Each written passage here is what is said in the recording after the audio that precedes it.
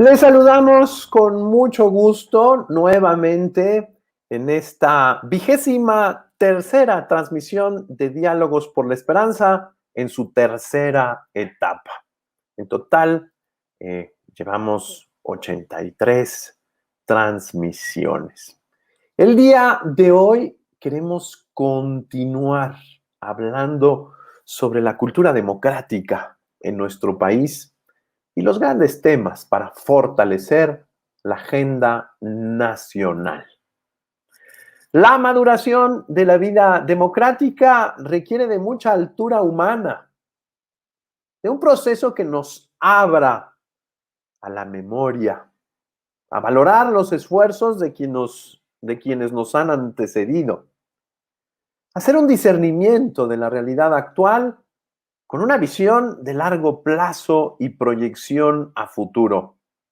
En nuestras manos está construir la casita sagrada. Todo ello manteniéndonos en un constante diálogo y encuentro, como lo pide el Papa Francisco, construyendo la amistad social. La caridad política es necesaria y por ello necesitamos de un discernimiento interdisciplinar, muy profesional, generoso, entre todos los actores del Estado, que no solamente son los actores del gobierno, sino también los actores del Estado, los académicos, la sociedad civil, por supuesto, las distintas iglesias. La democracia permea siempre los distintos ámbitos de la persona, su espacio familiar, su espacio educativo, su espacio económico, su espacio relacional, de diversión, de todos, en relación con su sociedad. La democracia es cultura y es fuente de civilización. Para ello, qué mejor que contar con la presencia de alguien que ha entregado su vida a la cuestión pública, a la cuestión educativa, a construir consensos, a dialogar. Él es el maestro Juan Carlos Romero Hicks. Juan Carlos Romero Hicks es licenciado en Relaciones Industriales por la Universidad de Guanajuato. Cuenta con 2 maestrías, una en Psicología y otra en Administración de Negocios por la Universidad del Sur de Oregón. Tiene distintos cargos, ha sido rector de la Universidad de Guanajuato de 1991 a 1999, gobernador del estado de Guanajuato en el periodo 2000-2006, director general del Consejo Nacional de Ciencia y Tecnología, así como presidente honorario de la Organización Universitaria Interamericana. También fue presidente del Consejo Directivo del Consorcio para la Colaboración de la Educación Superior en América del Norte, de la Organización Universitaria Interamericana, como ya lo señalamos. El 1 de julio de 2012 fue electo senador por el estado de Guanajuato, en donde presidió la Comisión de Educación. Ahí tuve el gusto de conocerle. Fue secretario de la Comisión de Ciencia y Tecnología y de la Comisión de Relaciones Exteriores América del Norte. Integrante de la Comisión de Relaciones Exteriores, así como de la Comisión Bicameral del Sistema de Bibliotecas del Congreso de la Unión.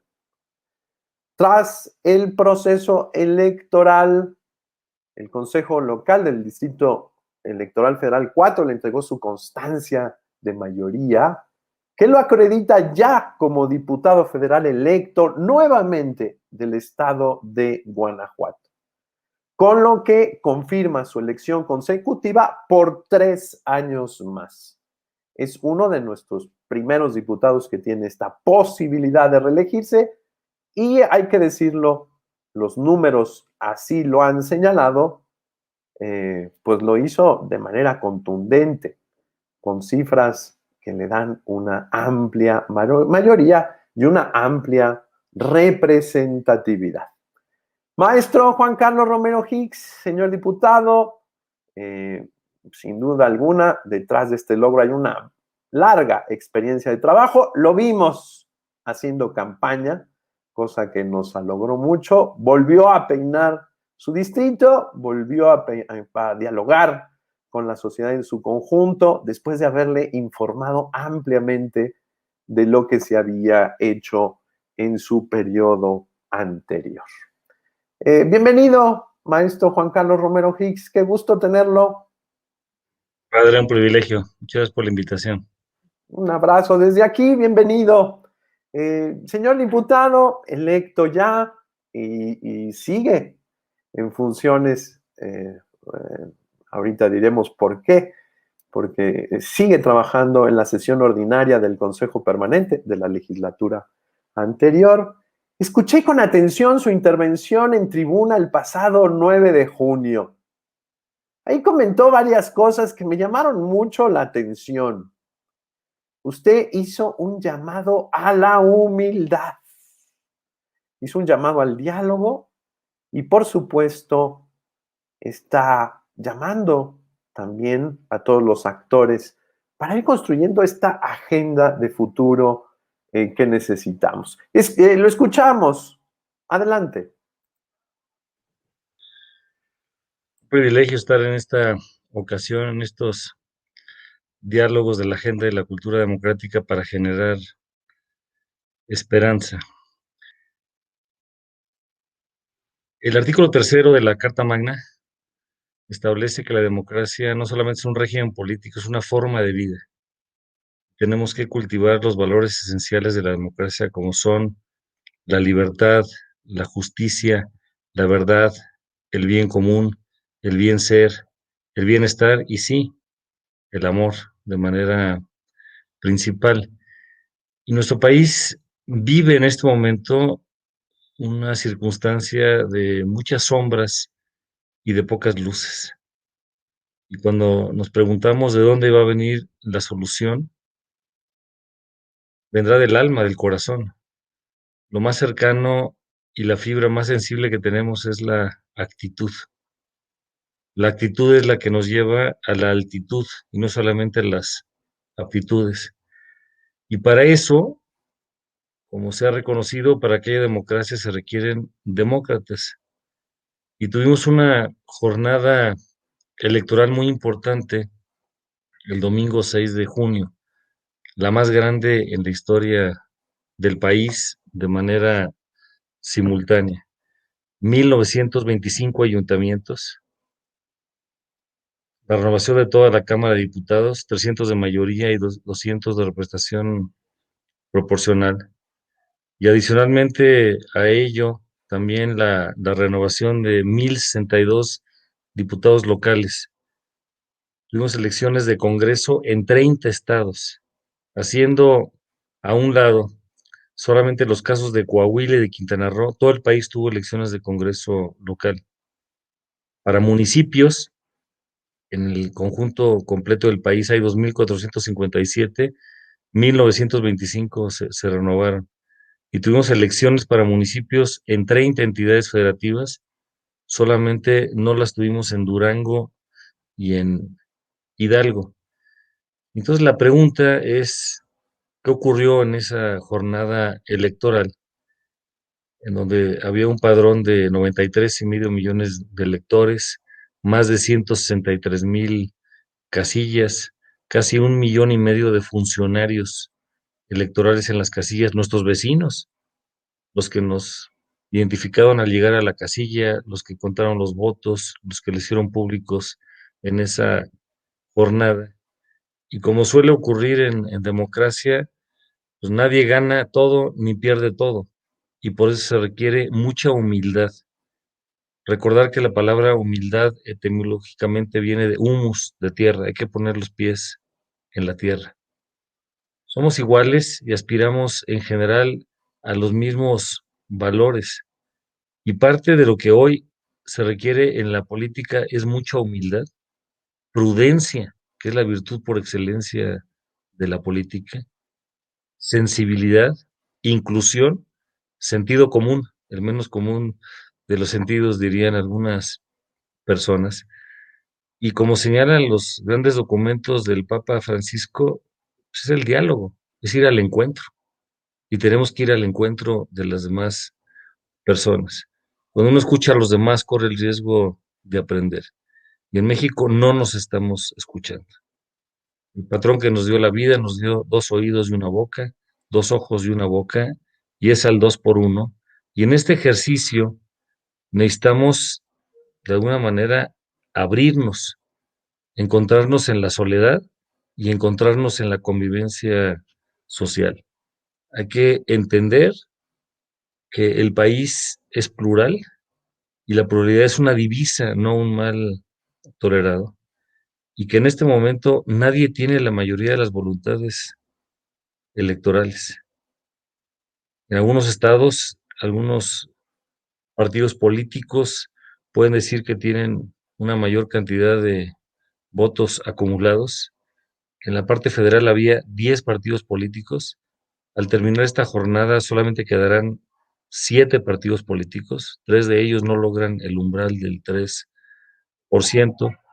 Y entonces tenemos que preguntarnos cómo es que vamos a dialogar. Y en esa intervención en la tribuna el 9 de julio, aparte de recordar que estaban todos los cómputos de las elecciones, iniciando de manera formal ese día, hay que enfatizar que nadie tiene mayoría. El primer partido que recibe votación es la primera minoría, ese es Morena. Y el segundo partido en votación es Acción Nacional. Sin embargo, hoy no hemos sido convocados para hablar de partidos, sino para poder establecer que los contrastes y las diferencias son importantes, pero es más lo que une que lo que separa.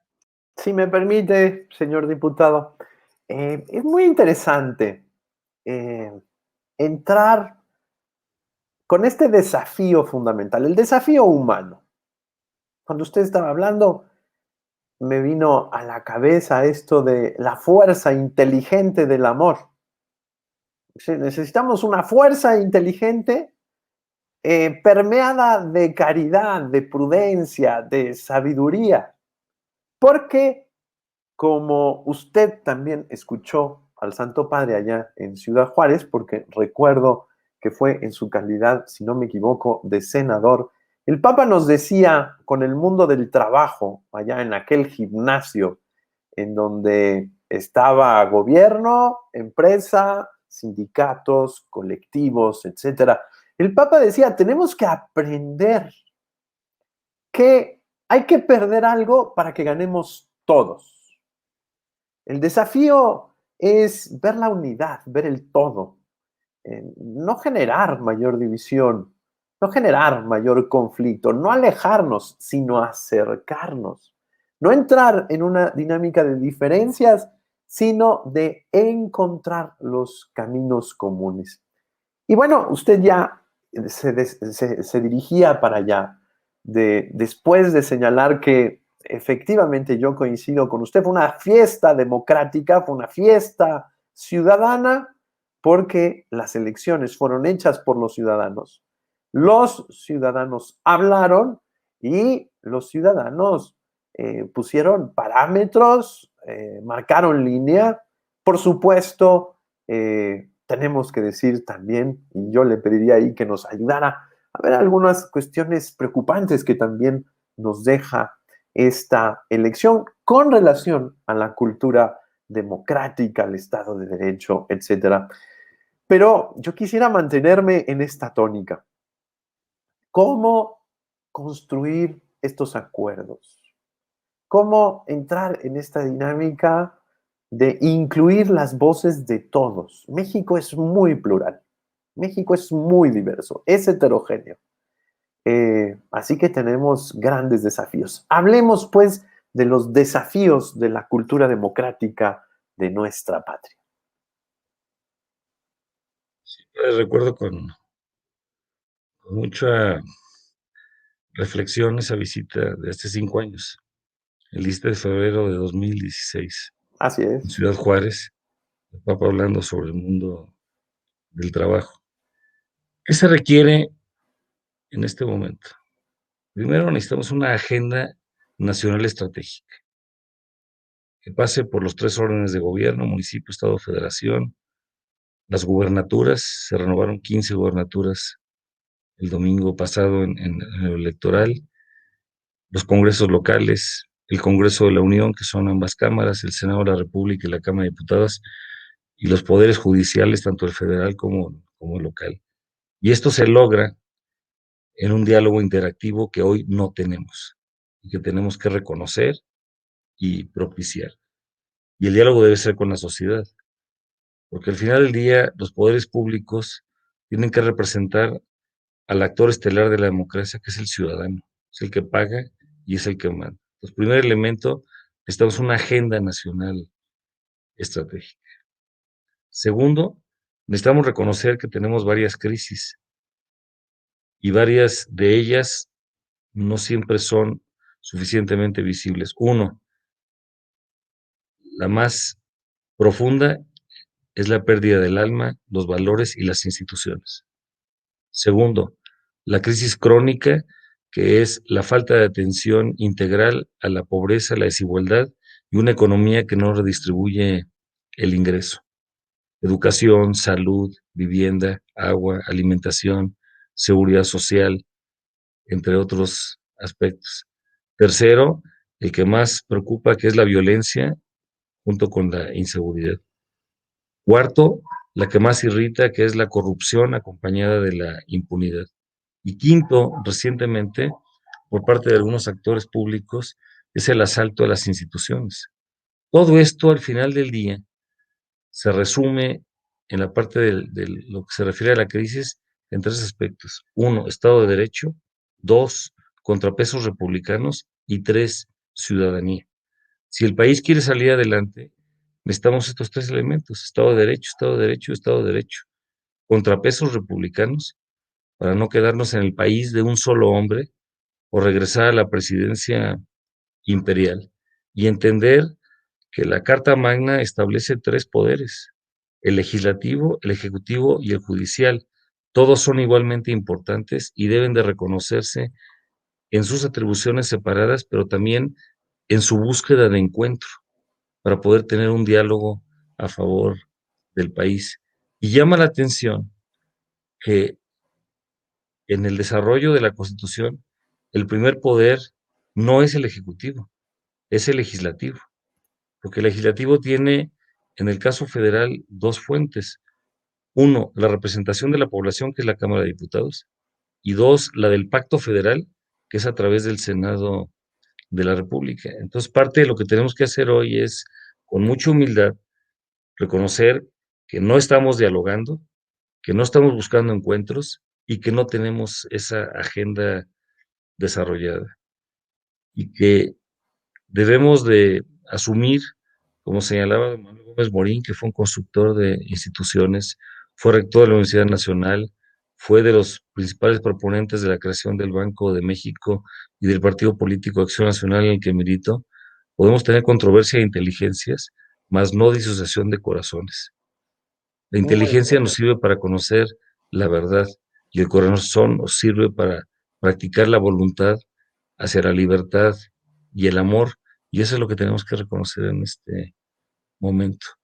Me Fuera parece, de cantos de victoria y de descalificaciones, hoy lo que necesitamos es un país unido, dialogando, buscando encontrar las coincidencias para poder construir y las diferencias, cómo resolverlas. me parece, señor diputado, que es muy interesante cómo en estas elecciones distintos bloques fueron capaces de hacer acuerdos más allá de sus historias, más allá de su propia génesis, pero sobre todo en diálogo con la sociedad civil. Me parece que allí hay un germen de cultura democrática. Estos bloques, se ha anunciado, tienen la intención de continuar, pero me parece que tienen dos desafíos: ensancharse y fortalecerse. Es decir, escuchar a otros sectores, incluir a otros sectores. Me parece con relación a lo que usted decía también, que este equilibrio de poderes ha sido un grito fuerte por parte de la ciudadanía. La ciudadanía sí quiere contrapesos, quiere reconocer que el Estado somos todos, no solamente el gobierno o no solamente una persona del gobierno, sino que somos distintos organismos que tienen funciones muy importantes. Entonces, el desafío ahí está.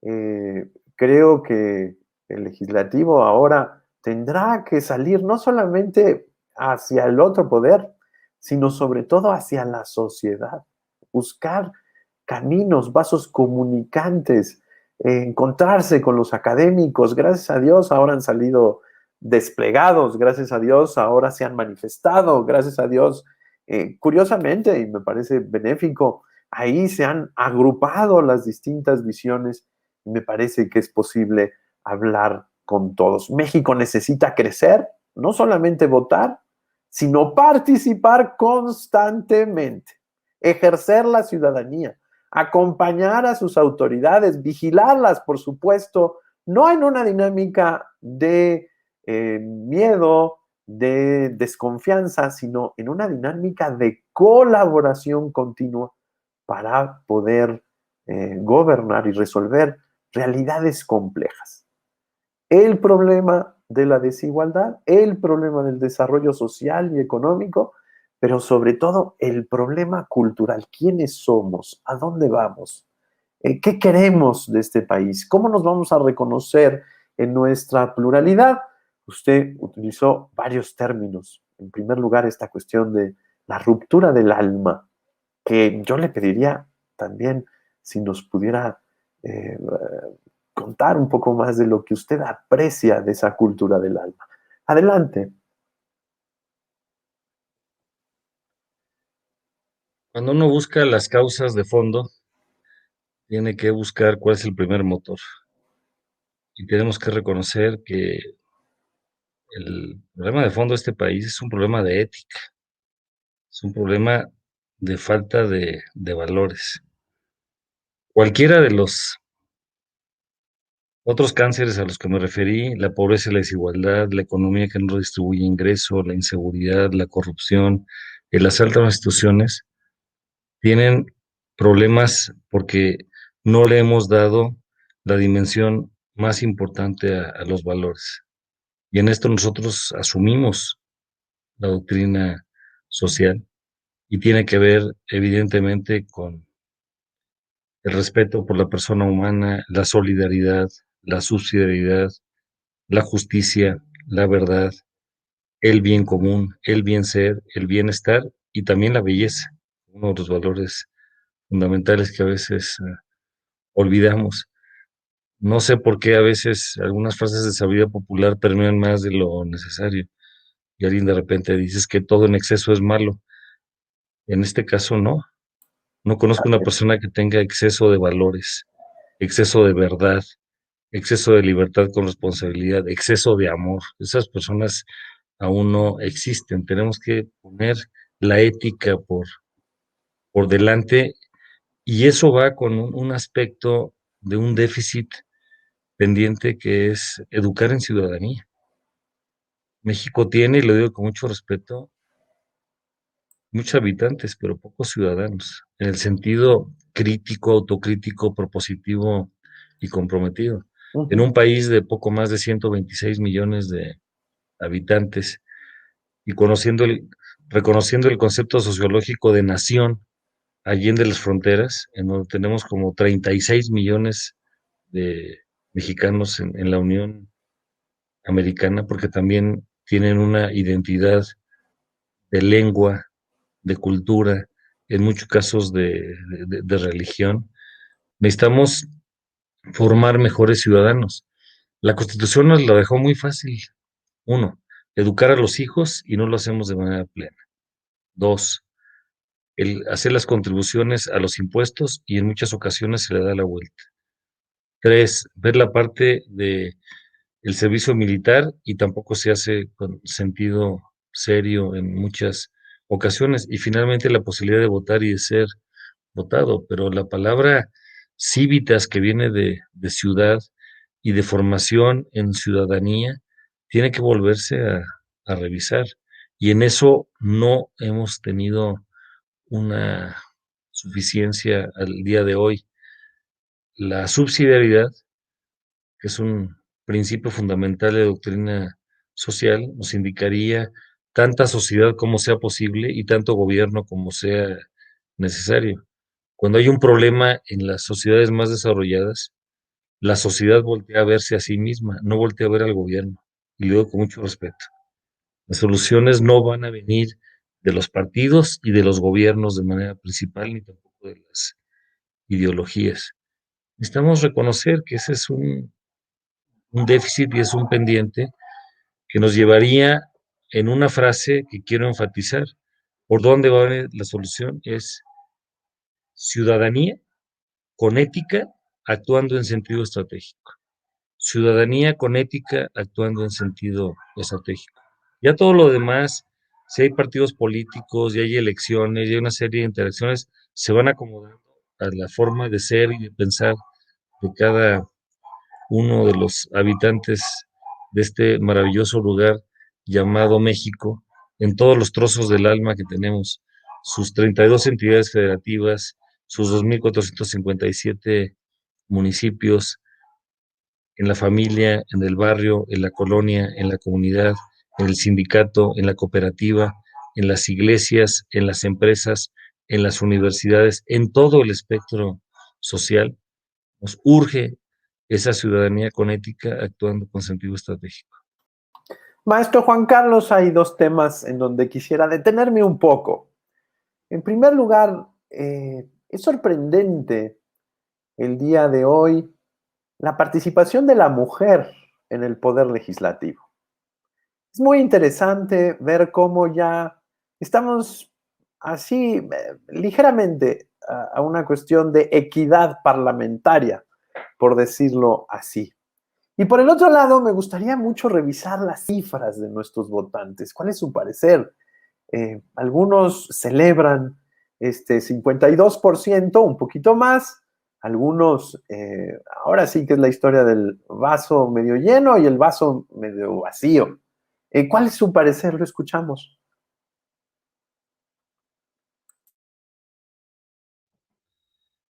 En esta elección hay que destacar que votó el 52.66% del electorado, que es la más alta de la historia en una elección intermedia.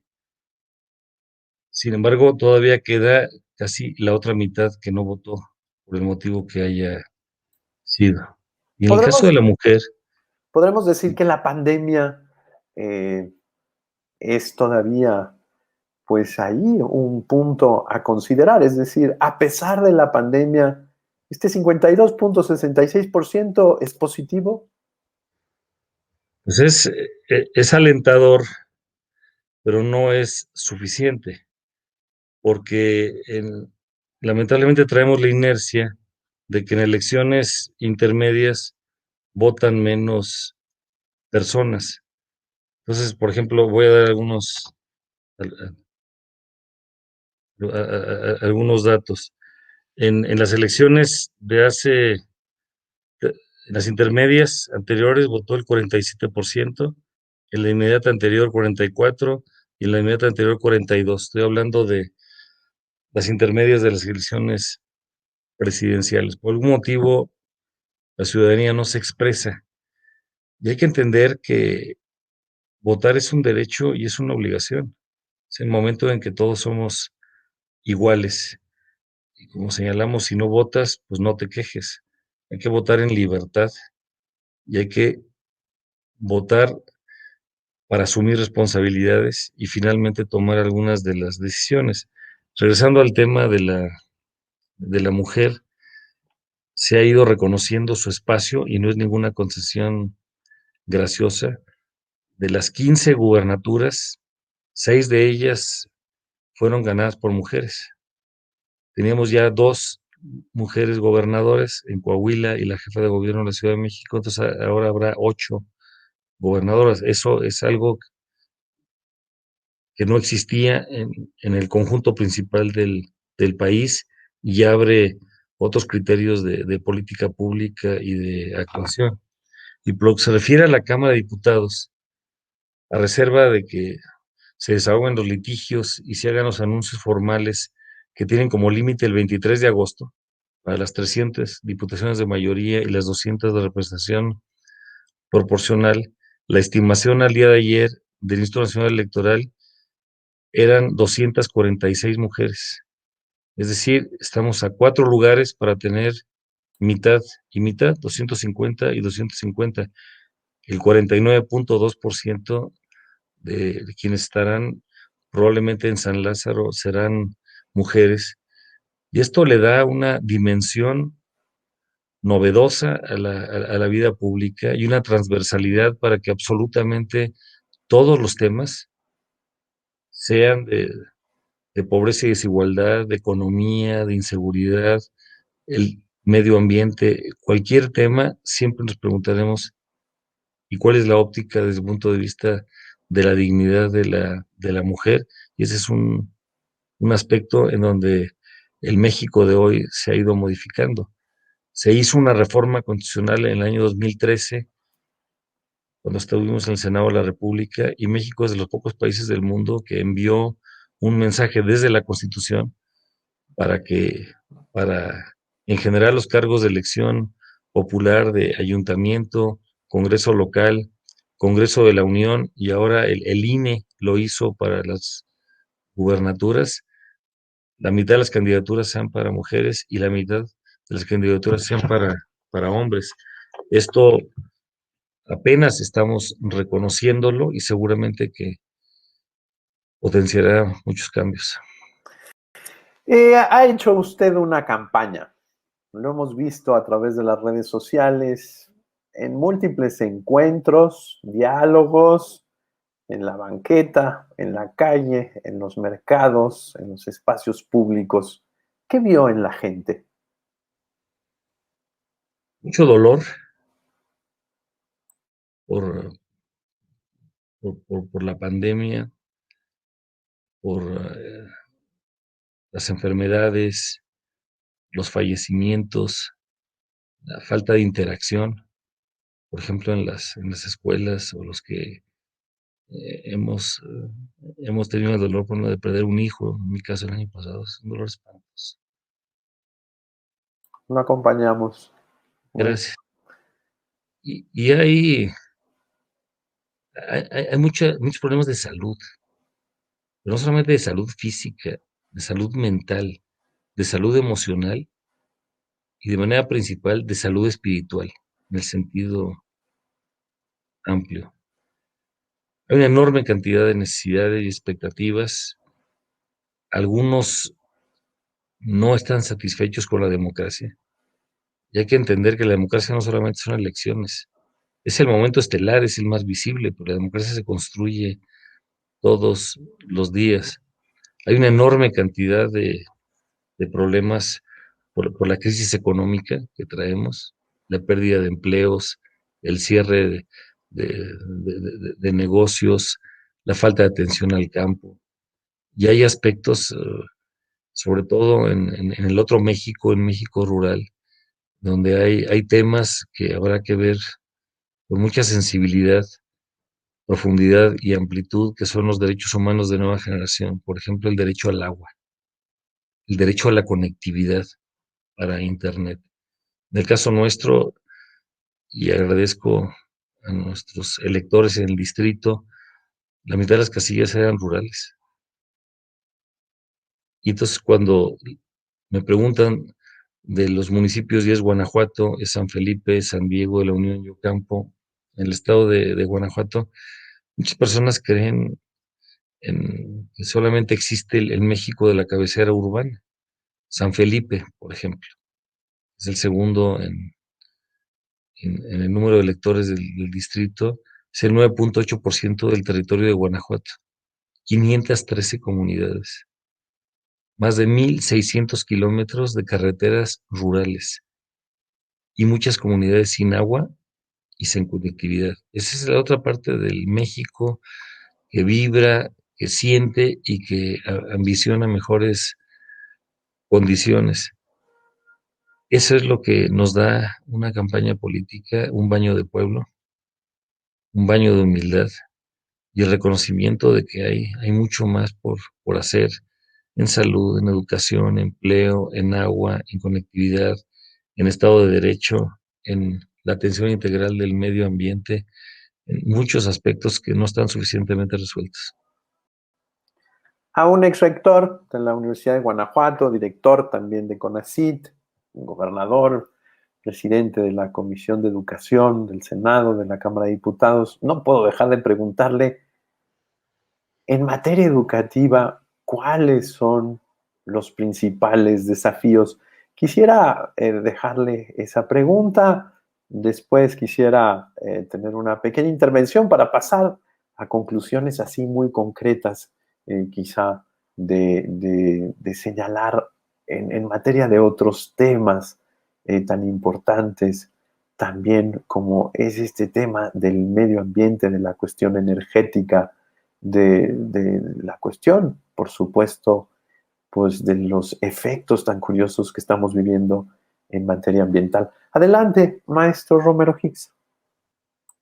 En materia de educación tenemos muchos retos. La mayor parte de organismos que se dedican a la revisión internacional en lo educativo nos señalan 4 retos: cobertura, calidad, equidad y pertinencia. Cobertura, calidad, equidad y pertinencia.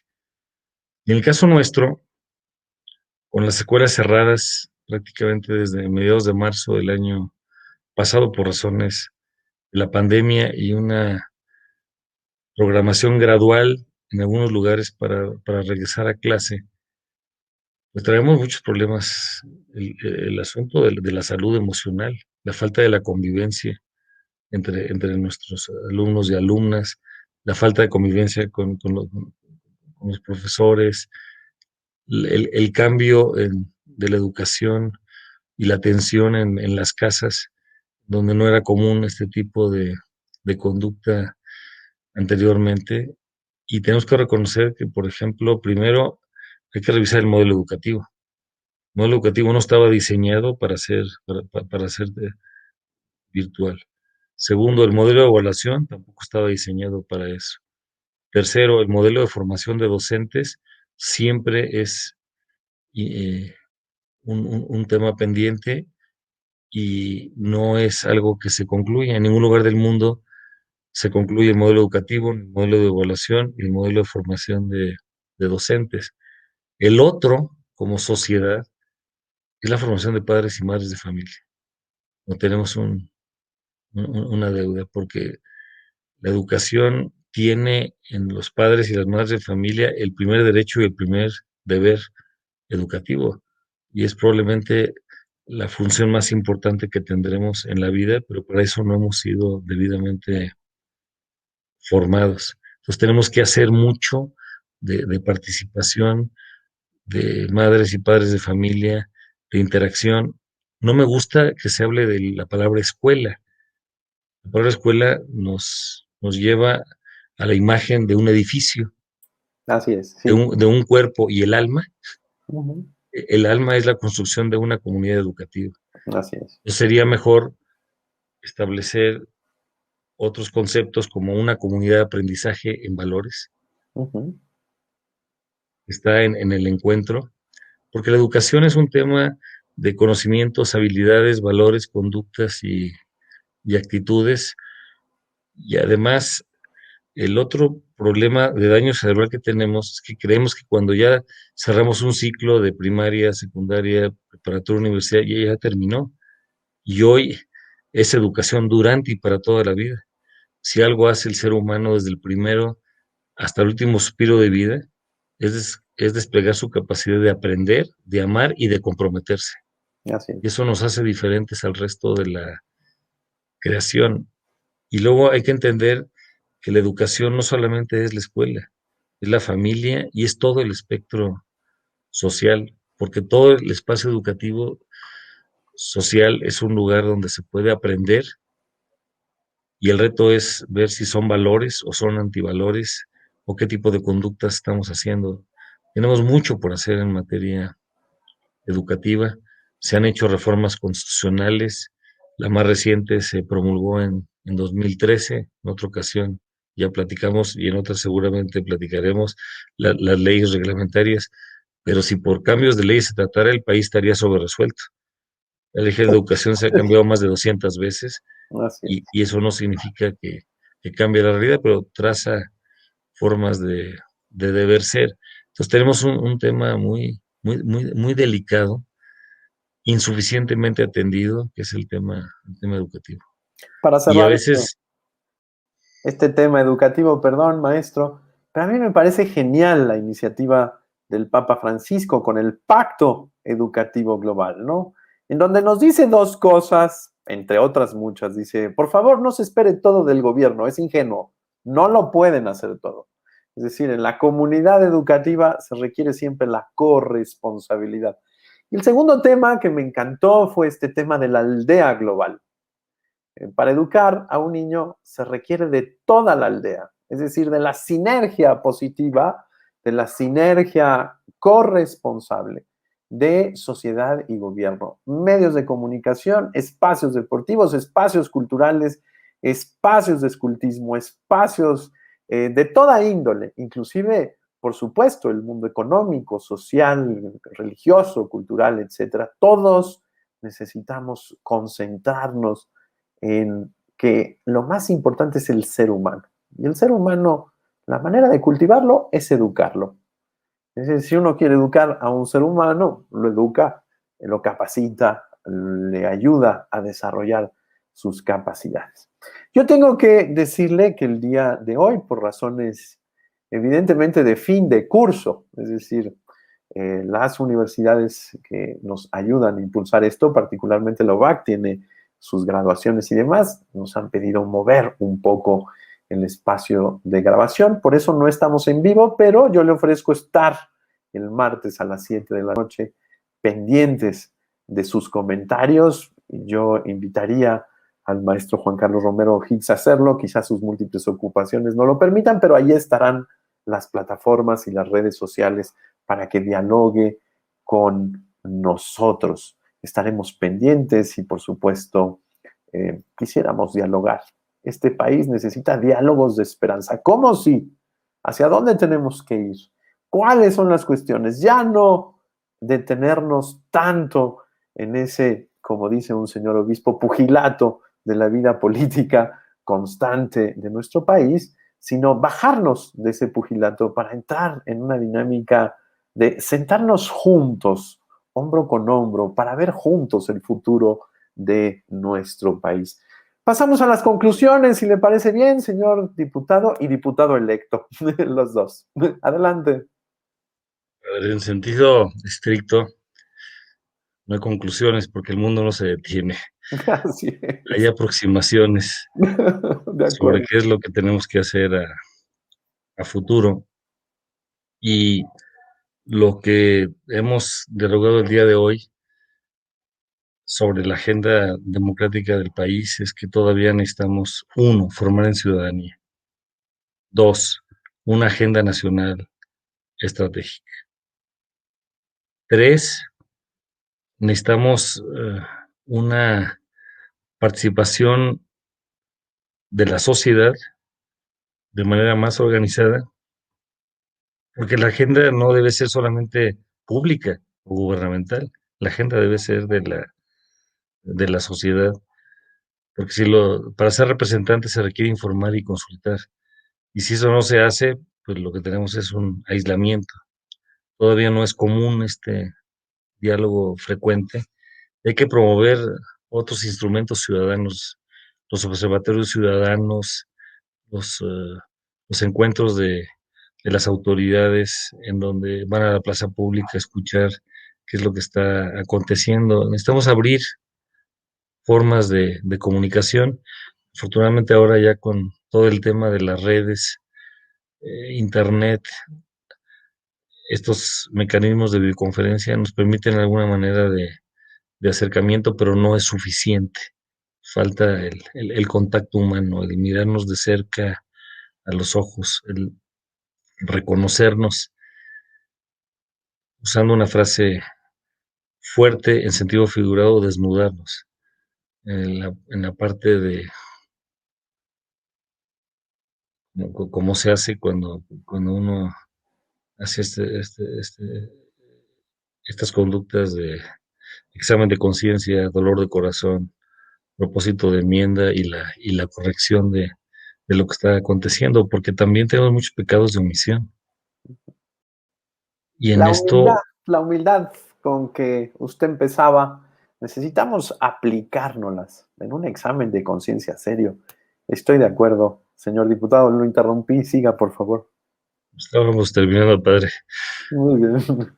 Pues le agradezco muchísimo, maestro Juan Carlos Romero Higgs, su disposición. Tengo que platicarles que esto lo estamos haciendo, nos citamos ahí por de las 7 de la mañana, ¿verdad? Para empezar el día. Agradezco su generosidad.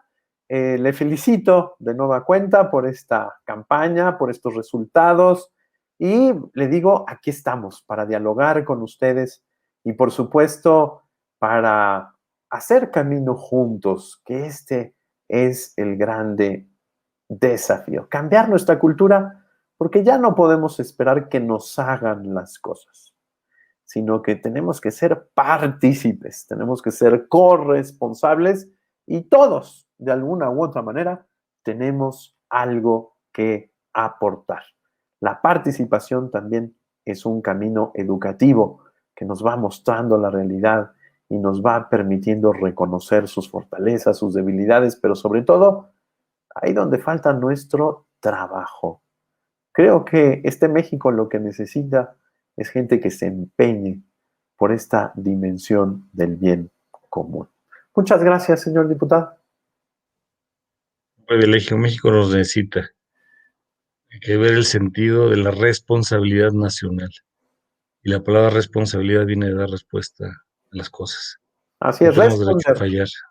responder, respuesta. Respuesta. Ese es nuestro grande desafío. Le agradezco muchísimo, muy buenos días. Agradezco a la Universidad Vasco de Quiroga. Le hago llegar, señor diputado, un saludo del señor Enrique Díaz Díaz, obispo de Irapuato y responsable de esta dimensión de pastoral educativa y de cultura de la Conferencia del Episcopado Mexicano. También le hago llegar un saludo por parte de los rectores de la Universidad Vasco de Quiroga, el ingeniero José Antonio Herrera, y del presbítero doctor Mario Ángel Flores Ramos, rector de la Universidad Pontificia de México, así como de AMESIC. Le mando un abrazo, de nueva cuenta mi gratitud, y estamos ahí en esta brecha de eternidad, como diría usted.